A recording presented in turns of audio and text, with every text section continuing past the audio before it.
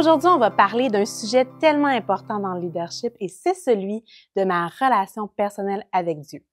Quand on fait du ministère, qu'on soit impliqué à petite, moyenne ou grande échelle, on déverse tellement de nous-mêmes, de ce que Dieu a placé en nous pour enseigner, encourager et édifier le corps de Christ. Combien ont déjà entendu dire « c'est épuisant le ministère » peut-être que vous l'avez pas juste entendu dire, peut-être même que vous l'avez expérimenté. On déverse tellement de nous-mêmes et d'une façon constante. Comment est-ce qu'on va s'assurer de ne pas complètement se vider à le faire? Il y a quelques années, un pasteur américain qui s'appelle Judah Smith a écrit un livre qui s'intitule « Comment va ton âme ?» Ça a un peu révolutionné ma façon de me déverser dans le ministère. On est porté à poser la question « Hey, comment tu vas? Comment ça va? » Et sans y penser, les autres nous répondent « Ben ça va bien. » Mais si je te pose la question aujourd'hui « Comment va ton âme? » Est-ce que ton âme est en santé ou est-ce qu'elle est sur le respirateur artificiel? Surtout quand on fait du ministère. Peut-être que ça fait des années que tu te donnes dans le ministère des enfants à faire beaucoup à partir de très peu. Comment faire pour se préserver et préserver cette flamme et cette ferveur à servir Dieu? Mais c'est ce qu'on va voir ensemble aujourd'hui.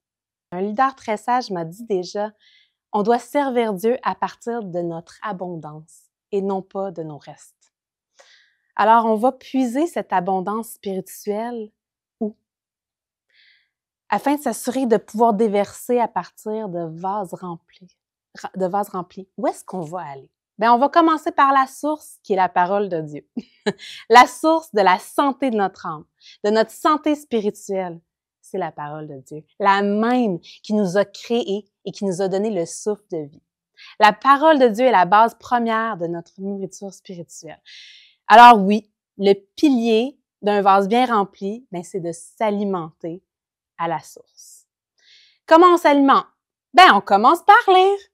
Une statistique basée du magazine Premier Christianity nous révèle que seulement 9% des chrétiens milléniaux lisent la Bible à tous les jours et seulement 13% la lisent quelques fois par semaine. Et c'est pas rien.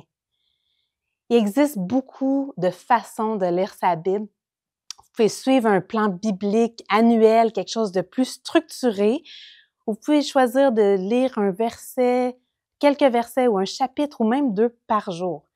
Ce qui est important, c'est d'être assidu. Tu sais, autant que notre corps a besoin de beaucoup d'eau et de nourriture, idéalement 3 fois par jour, pour être en santé, ben d'autant plus notre âme a besoin de se nourrir de la parole de Dieu. Alors, il y a beaucoup de manières pour ce faire. Au-delà d'une lecture quotidienne, on peut garder un journal personnel et d'y noter nos réflexions, les passages qui nous ont touchés, les versets clés marquants et bien sûr, on note qu'est-ce que Dieu nous révèle. Cela va ajouter une profondeur à nos lectures quotidiennes, à notre compréhension et ensuite de l'application qu'on va en faire. Il y a un modèle que je peux vous suggérer que vous avez probablement, dont vous avez déjà entendu parler probablement, et c'est la méthode BOAP ou BOAP. On commence par la Bible. Donc, on prend un passage de la Bible et on le délimite. Ça peut être environ 10 versets ou un chapitre, dépendamment du temps que vous avez. Deuxièmement, on fait une observation, d'où le O, où on note une remarque ou quelque chose qu'on observe qu'on n'avait jamais vu avant. On peut essayer dans le O, dans l'observation, on essaie d'imaginer ce que les personnages de l'histoire ont vécu. On se met dans leur peau. L'idée, c'est d'aller au-delà des mots et d'utiliser notre imagination pour voir le passage prendre vie et voir ce qu'on remarque, ce qui ressort. Troisièmement, on fait l'application. On réfléchit à ce que ça signifie pour nous aujourd'hui et comment on peut l'appliquer dans notre vie. Et dernièrement, on termine en prière. On laisse le Saint-Esprit nous parler, nous guider. On lui demande de nous aider à appliquer sa parole. Une question importante à se poser, c'est celle-ci. En quoi est-ce que je vais être différent ou différente grâce à ce que j'ai lu aujourd'hui? Comment ça va changer ma vie aujourd'hui? Qu'est-ce qui va changer aujourd'hui à la vue de ce que je viens d'apprendre, ce que je viens de lire, ce que je viens de remarquer? Donc, premièrement, afin de s'assurer de nous déverser à partir de vases remplis, ben on passe du temps à la source, dans la parole de Dieu. Et deuxièmement, on va parler de la prière.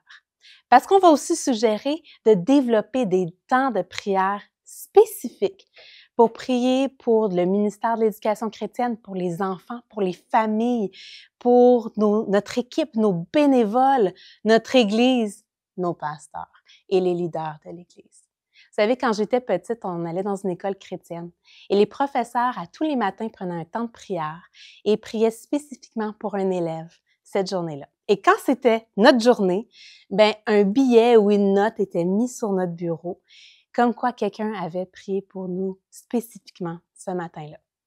Vous n'avez aucune idée l'impact que ces prières ont pu avoir sur les enfants, sur moi particulièrement. Et je ne peux qu'imaginer l'impact que ça pourrait avoir sur les enfants de votre éducation chrétienne ou les bénévoles qui sont impliqués, de savoir que quelqu'un a pris du temps dans leur horaire juste pour prier pour nous spécifiquement. Alors, il ne faut pas négliger l'impact immense que la prière peut avoir dans notre ministère d'éducation chrétienne. Un autre aspect par rapport à la prière, qui prie pour vous? Faites pas le ministère seul. Que ce soit un partenaire de prière, un coach, mentor, quelqu'un en qui vous pouvez vous confier, quelqu'un qui ne vous jugera pas, quelqu'un qui partage vos croyances, vos valeurs, quelqu'un qui croit en vous. N'hésitez pas à demander de la prière quand vous en avez besoin, puis je dirais même quand vous pensez ne pas en avoir besoin. Nos ministères pour enfants doivent être baignés de prière. Et dernièrement, pour garder nos vases bien remplis, c'est important de célébrer nos succès. Est-ce qu'on oublie? Alors, c'est tellement important de les écrire. Vous vous rappelez le petit journal que j'ai mentionné précédemment? Allez écrire vos succès, vos bons coups, les choses que vous avez vu Dieu faire dans votre Église, dans votre ministère. Retournez les lire quand que vous passez des moments de découragement. Planifions des temps pour encourager notre âme. Les résultats d'un ministère qui est loin, mais ça va être des vies transformées, autant celles des parents, autant celles des enfants que des parents et des bénévoles, et même la nôtre. Notre caractère va être de plus en plus transformé en celui de Jésus et il va y avoir une unité dans l'équipe de ministère, juste pour en nommer quelques-uns. Je termine avec 2 questions. Quelle est une chose dont on a parlé aujourd'hui sur laquelle vous voulez miser cette semaine ou ce mois-ci? Quelle différence ça pourrait faire? Et qu'est-ce que vous aimeriez faire autrement afin d'assurer la santé de votre âme? Bonne réflexion et bon cheminement.